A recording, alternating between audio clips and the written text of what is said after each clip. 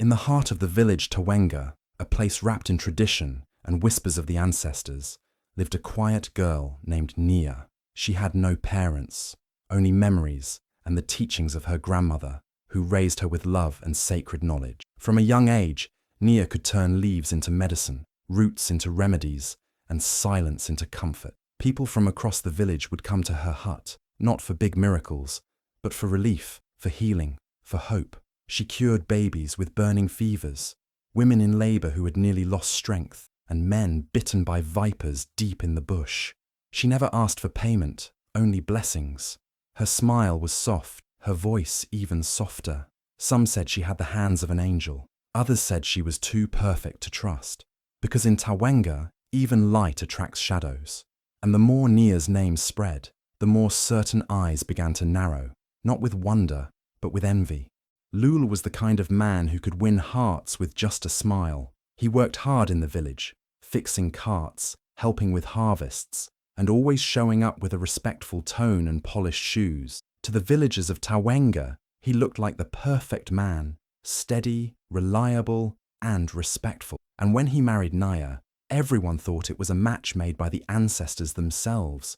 He would walk beside her proudly at first, even brag about her healing touch. But deep down, Lula had a hunger that went beyond love. He didn't just want a peaceful life, he wanted power, he wanted status. And with each passing week, Nia's name began to shine brighter than his. People stopped him in the market, not to greet him, but to ask, "Can Nia help my daughter?" Or, "Does Nia have herbs for this sickness?" Slowly, his pride began to turn sour. What started as admiration for his wife twisted into resentment. He began to feel small beside her, like an extra in his own home. And behind Lul, pulling strings like a quiet storm, was his mother, Mama Bozena. She never liked Nia. From the very first day, she had called her too clever and too proud. In Bozena's eyes, a woman's job was to cook, obey, and never outshine her husband. And here was Nia, respected, beloved, and powerful, without even trying. Bozena whispered into Luli's ears every night, feeding him thoughts like poison. She told him that Nia was casting spells on him, making him weak, that people didn't respect him anymore, that his father's land, his family's legacy, would slip through his fingers if he let Nia keep rising. At first, Lula shook off her words, but they returned again and again until he started to believe them. He began to watch Nia differently. Her silence felt like rebellion. Her kindness felt like manipulation. Every praise she received felt like a blow to his pride. Slowly, he pulled away from her, no longer walking beside her, no longer defending her when villagers whispered. And Nia noticed. She asked him what was wrong, but he would turn his back, shrug her off, or worse, accuse her of thinking she was better than everyone. Mama Bozena, seeing her plan working, pushed harder. She warned Lula that Nia would soon try to take everything from him, that she would claim the land, the house, even the village's trust. She said if he didn't act soon, it would be too late. And Lul, torn between the love he once had and the pride he now protected like armor, began to listen more to his mother than to his own heart. He didn't see Nia as his wife anymore. He saw her as a threat. The boy who once brought her flowers now watched her with suspicion, waiting for a mistake that would never come. But Bozena was not about to wait. She was ready to make that mistake for Nia and drag her down before her light grew any stronger. A stern, powerful widow who used to be the go-to spiritual woman in Tawena, Mama Bozena walked through the village like a shadow that everyone noticed, but no one dared to question. She was respected out of fear more than love. For years, people knelt before her, desperate for her spiritual advice and herbal cures. Even when her solutions didn't always work, she spoke with the confidence of someone who believed the ancestors whispered directly into her ears. But as time moved on, and people began to whisper the name Nia more than Bozena, her power started to slip. The village that once praised her was now flocking to Nia's hut. The same people who used to leave offerings at Bozena's doorstep now stood in line outside Nia's with hope in their eyes. Bozena tried to ignore it at first, brushing off Nia's rise as temporary, but the more she watched, the clearer it became. Nia wasn't just helping people, she was becoming loved, respected, trusted, and that stung more than anything.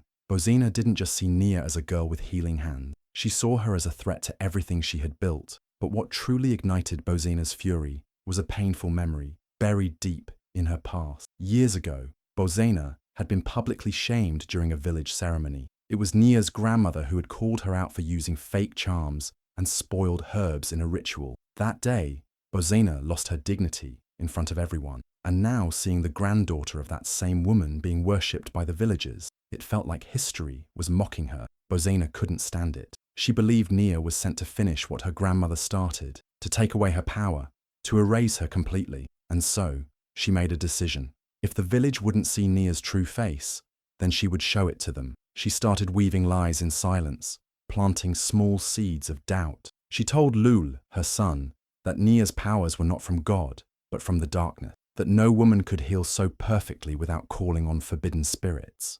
Lul, already feeling insecure from Nia's growing fame, began to listen. That was exactly what Bozena wanted, but she didn't stop there. She began setting traps.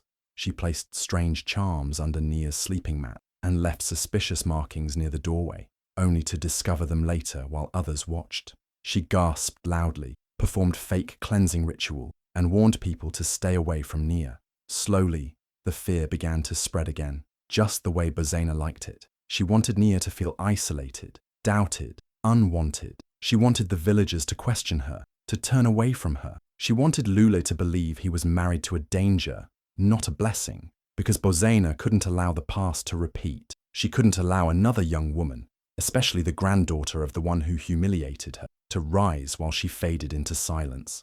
And so, in her mind, there was only one choice left. Nia had to go.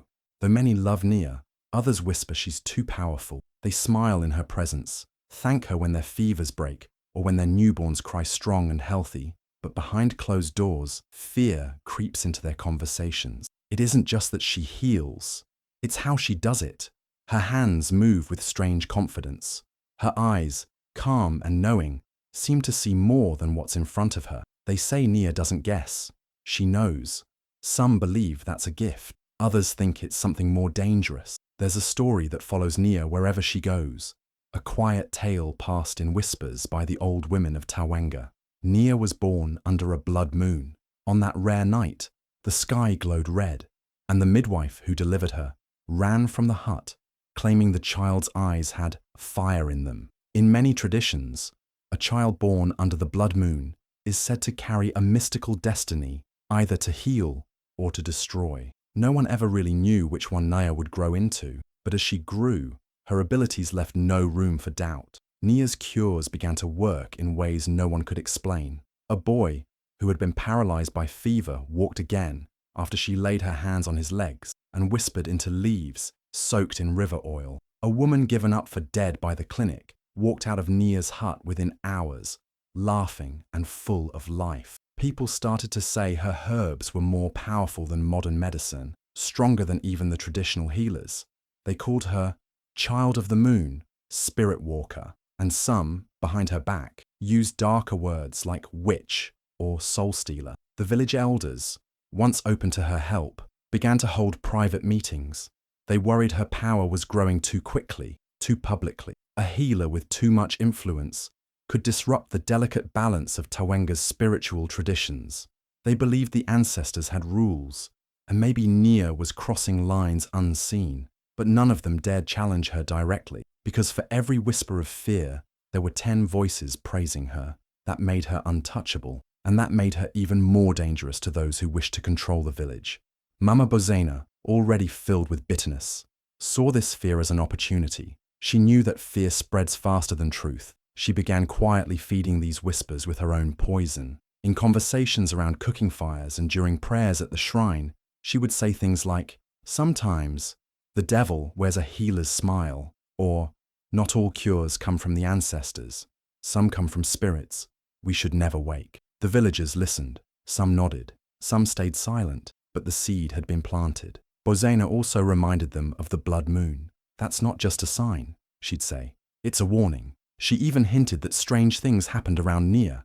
Crops dying too quickly near her compound, goats birthing deformed kids, birds flying into her windows.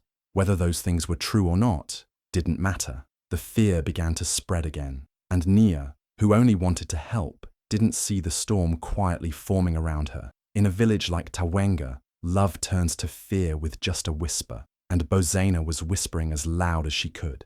Bozena convinces Luli that Nia is casting spells to control him. She doesn't do it all at once. She is clever, patient, and poisonous with her words. It starts with small questions. "Have you noticed how tired you've been since you married her?" she asks, her tone soft, almost motherly. Then she speaks of dreams she claims to have had, where the ancestors show her Nia wrapped in smoke, chanting under the moon. Lule resists at first, unsure. He remembers the gentle way Nia speaks to him, the warmth of her hands. But Bozena keeps going. She tells him that love can be faked, especially by women with powers. She says Nia's healing is not a gift, it's a curse.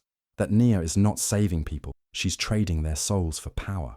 When Lule begins to believe, Bozena takes it further. She warns him that if Nia stays in the house, their land will rot, their name will be stained, and the ancestors will abandon them. Lule, torn between the love he once had and the fear his mother has planted in him, begins to watch Nia through suspicious eyes. He sees shadows where there are none. Every herb she crushes, every prayer she murmurs, now looks like dark magic to him. Then Bozena sets her plan in motion. She waits for a family gathering, a day when uncles, cousins, neighbors, and elders are all in the compound, the perfect stage for her performance. That morning, while Nia is away fetching water, Bozena slips into the couple's hut. With trembling hands, she plants old bones, blackened feathers, and a pouch of red powder beneath Nia's bed.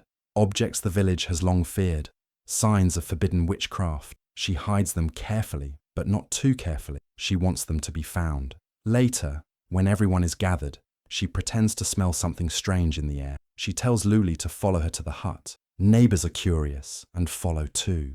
Bozena makes a show of searching the room, and then she gasps dramatically as she pulls out the planted items. Her voice rises, sharp and shaking. "This is darkness," she cries. "She's been working against this house, against you, Lula."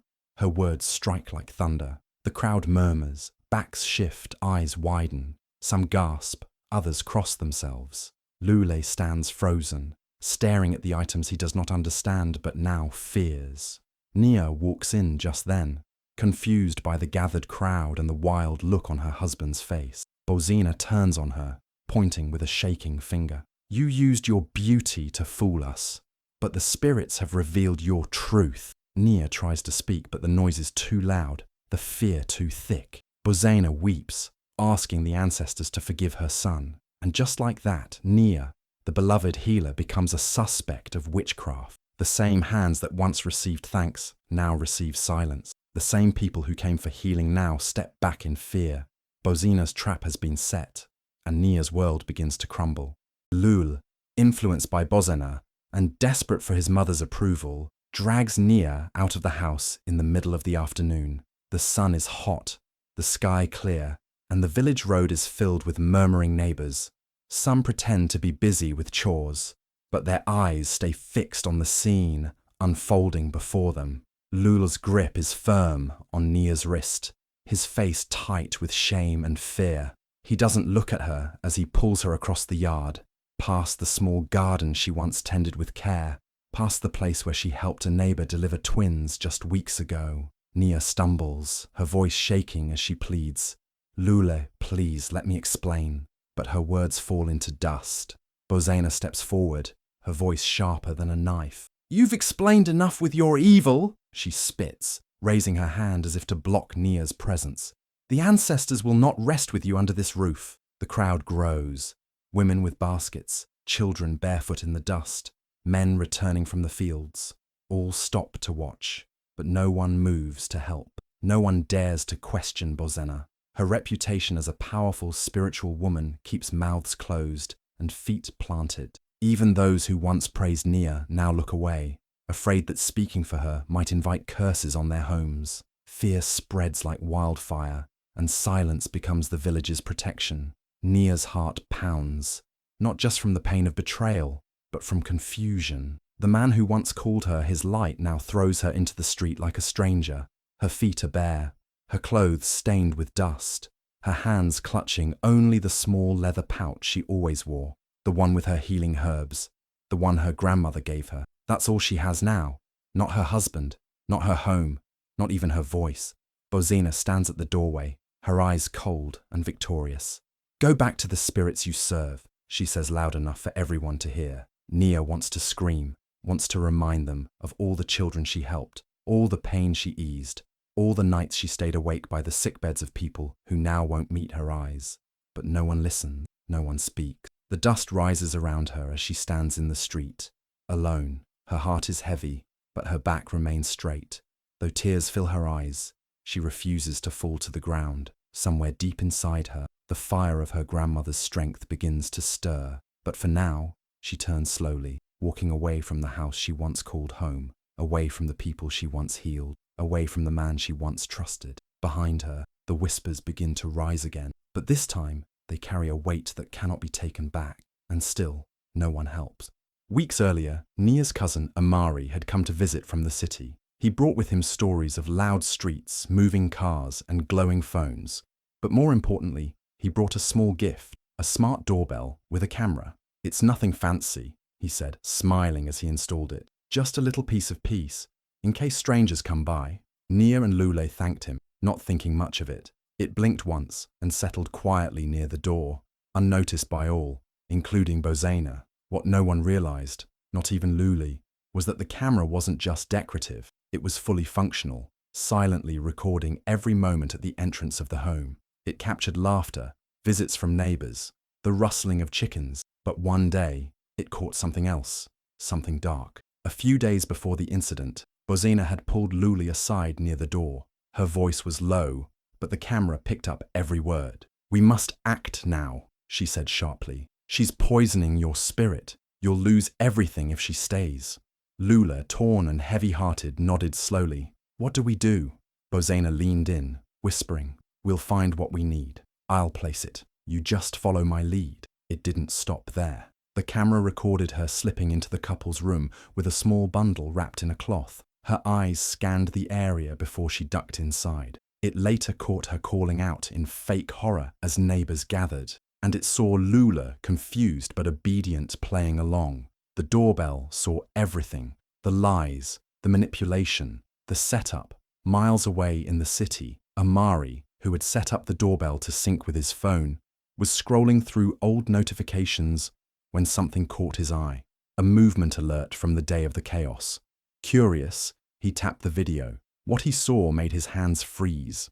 The entire plan was laid out in front of him like a scene from a dark play. He didn't speak, not yet. He downloaded the footage and replayed it twice, his heart pounding harder with each second. He couldn't believe it. The woman they had dragged through the street, humiliated and accused, was innocent. Worse, she was a victim, betrayed by her own husband, targeted by his mother, and no one, not even Amari himself, had known until now. He stared at the screen, watching Nia's face appear in the background as Bozena shouted lies, watching how no one stepped forward to help.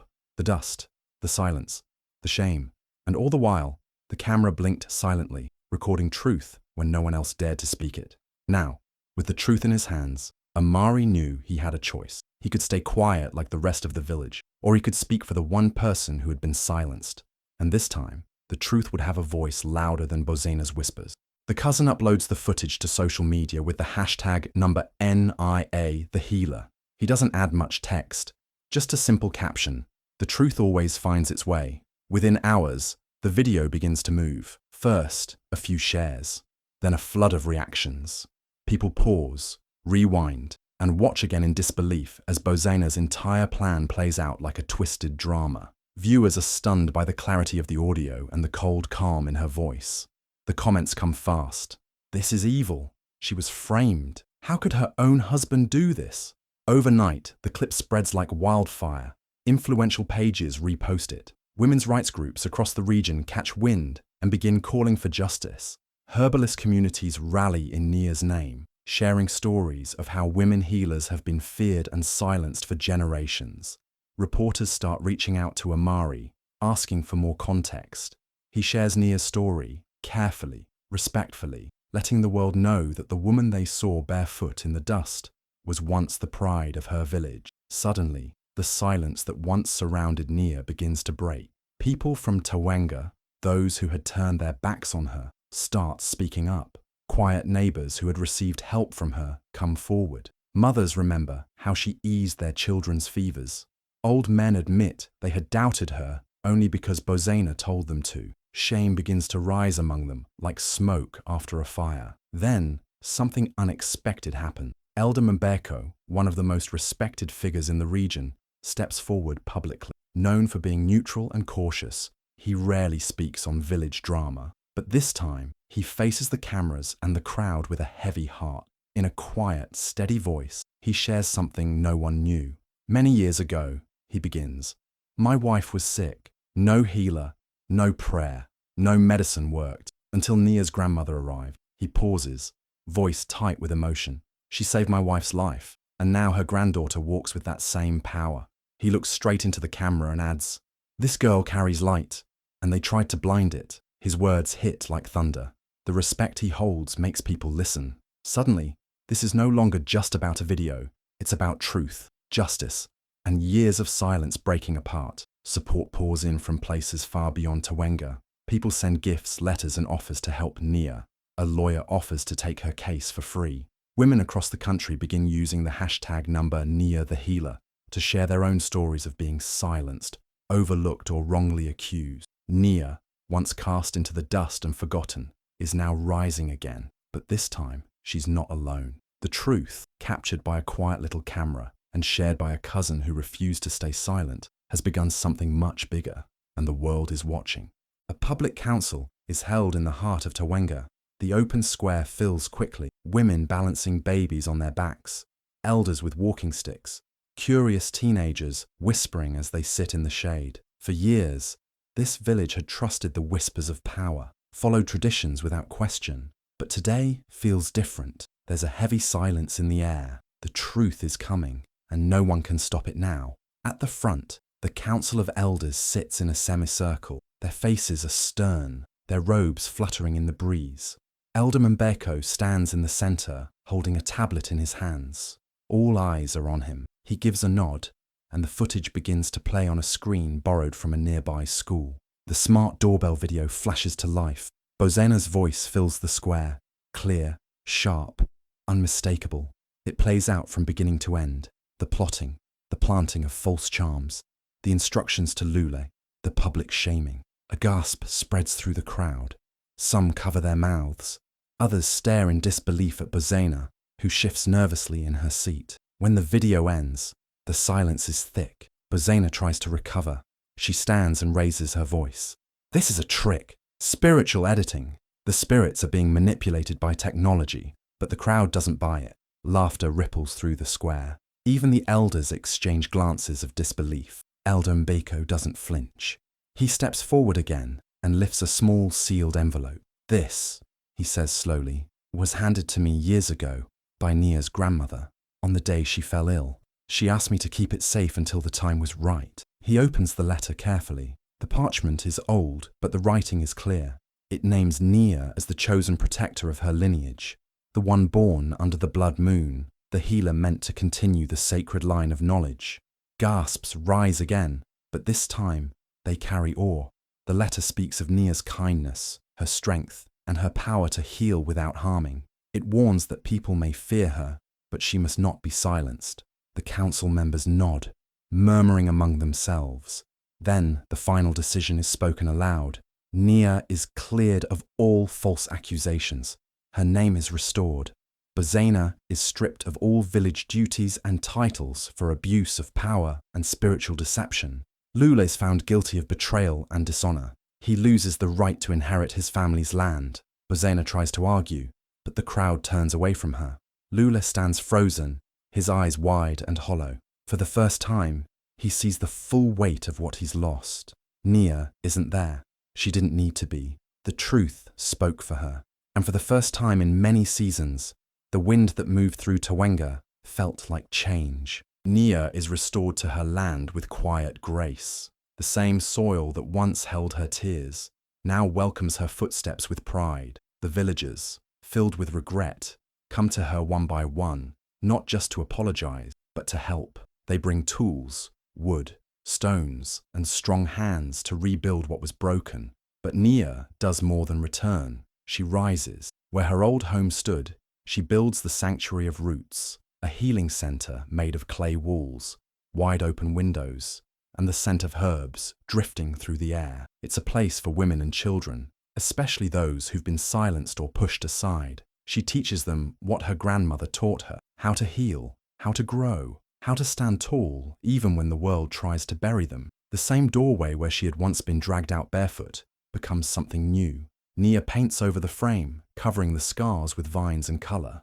A local artist joins her, and together they create a mural, a giant eye made of leaves, flames, and stars. Underneath, bold letters read, "Truth has eyes." People come from nearby villages to take pictures. Some cry when they see it. Others bow their heads in silence. Bozina, stripped of her titles and power, can't bear the stares. She leaves Tawena under the cover of night.